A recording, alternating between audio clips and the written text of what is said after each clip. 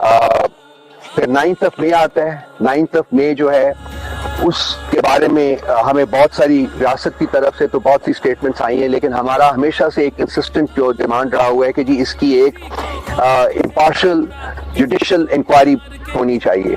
आज तक तकरीबन साल गुजरने को आ रहा है, 10 महीने हो गए हैं, लेकिन आज तक वो नहीं हुआ। लेकिन उसके तहत आज 9 मई का जो मुकदमा है वो भी आज ज़ेर समात आ गया है अडयाला में, वहां सुना जा रहा है, लेकिन बगैर किसी इन्वेस्टिगेशन के, बगैर किसी इंडिपेंडेंट इन्वेस्टिगेशन के मुकदमा जो है वो शुरू कर दिया गया है। इसके अलावा हमारे लोगों को एनफोर्स डिसअपीयरेंसेस हुई, उनकी बहुत सारे हमारे लीडर्स को उनको रियासती तशद्दुद का निशाना बनाया गया। आप खुद जाके उन लोगों से मिल सकते हैं, उनमें से बहुत सारे मौजूद हैं, आपसे बात कर सकते हैं वो।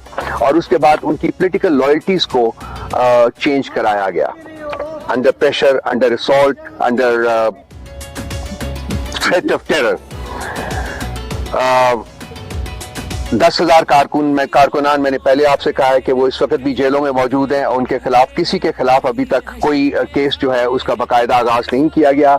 इनमें से बहुत सारे जो लोग हैं उनकी मुख्तलिफ अदालतों ने जो उनको बेल्स दी, तो जो ही वो अदालत से बाहर आते थे उनको किसी और मुकदमे में गिरफ्तार कर लिया जाता था। हमारे पास कुछ लोग ऐसे हैं जिनको 25-25, 30-30 मुकदमों में री अरेस्ट किया गया है।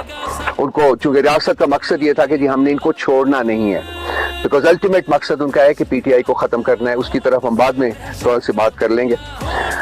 इसके अलावा इमरान खान साहब के ऊपर तमाम फेक, फ्लिम्सी एंड फ्रॉडुलेंट किस्म के तकरीबन 200 मुकदमात जो हैं वो इन्होंने कायम किए, और वो उनमें से 3 मुकदमात के जजमेंट्स तो आ चुकी हुई हैं। बाकी भी हम उम्मीद कर रहे हैं कि बहुत जल्द वो भी बगैर due process of law complete किए उनकी जजमेंट्स भी आ जाएंगी जी। इसके अलावा सहाफत जो कि आपका पेशा है, इसके ऊपर जो कदम लगे हुए हैं वो आप मुझसे बेहतर जानते हैं, और अरशद शरीफ जैसे लोगों को शहीद किया गया। इसके अलावा इमरान रियाज की भी कहानी आपके सामने है, आप उनसे खुद बात कर सकते हैं कि क्या क्या है। आज मीडिया जितना सेंसर का शिकार है वो मेरा ख्याल है कि जनरल ज़िया के ज़माने में भी उतना नहीं था। कोई बात नहीं, मैं 6 महीने मीडिया से बैन रहा हूँ, अब कुछ दिन हुए हैं कि मैं दोबारा मीडिया के ऊपर आया हूँ, और यही हालत हमारे बहुत सारे और लोगों का है। खान साहब की ना आप तस्वीर दिखा सकते हैं, ना उनका नाम ले सकते हैं, आज तक मीडिया के ऊपर ये है। और ये तमाम चीज़ें जो है कैमरा डिसोन करता है, लेकिन ये मौजूद हैं। सो आप समझते हैं कि किस तरीके से ये सारा कुछ हो रहा है।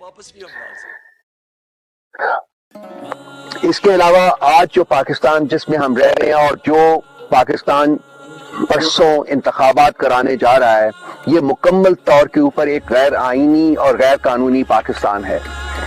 गैर आईनी इस तरीके से कि यहाँ जितनी भी हुकूमतें हैं वो अपना मैंडेटेड पीरियड जो है वो काट के उससे बहुत बियॉन्ड जा चुकी हुई हैं। कंसिक्वेंटली 90 डेज के बाद इन तमाम हुकूमतों की जो कॉन्स्टिट्यूशनल बेस था वो खत्म हो चुका हुआ है। ये गैर आईनी है और गैर कानूनी है। अब ये एक अलग कहानी है, जो मेरे बाकी जो दोस्त हैं वो शायद इसके ऊपर ज्यादा बेहतर रोशनी डाल सकें कि आइंदा आने वाले वक्तों में इसकी आईनी और कानूनी हैसियत को भी चैलेंज किया जा सकता है कि जी इलेक्शंस तो हुए हैं, लेकिन ये किस आईन और किस कानून के तहत हुए हैं। ये तमाम जो हैं। इसके बाद जब शेड्यूल का ऐलान किया गया 8 फरवरी के इलेक्शंस के लिए, तो तब से पीटीआई के ऊपर जो रियासती फस्तायत और जुल्म है वो एक ज्यादा इंटेंसिटी के साथ सामने आया है। और लंदन प्लान जो था, जिसकी हम पहले जिक्र कर चुके हैं, इसके तहत एक क्रिमिनल ग्रोह को वापस मुल्क में लाया गया, उनको वीवीआईपी प्रोटोकॉल दिया गया, और अब वो मसनद इक़्तिदार पर विराजमान करने की पूरी तैयारियां जो हैं वो हो चुकी हुई हैं। इलेक्शन के रिजल्ट्स जो हैं वो शायद वो भी ऑलरेडी मतलब बन चुके होंगे, अब ये डिक्लेयर करना जो है वही रहता है। जब पार्टी को इलेक्शन में जाने से रोकने के लिए रियासत ने बहुत सारे हथकंडे इस्तेमाल किए, उसमें से अल्टीमेटली हमारा जो सिंबल है बैट का, उसको हमसे छीनने के लिए हमारे 3 इंट्रा पार्टी इलेक्शंस के रिजल्ट्स जो थे वो उन्होंने कबूल नहीं किए।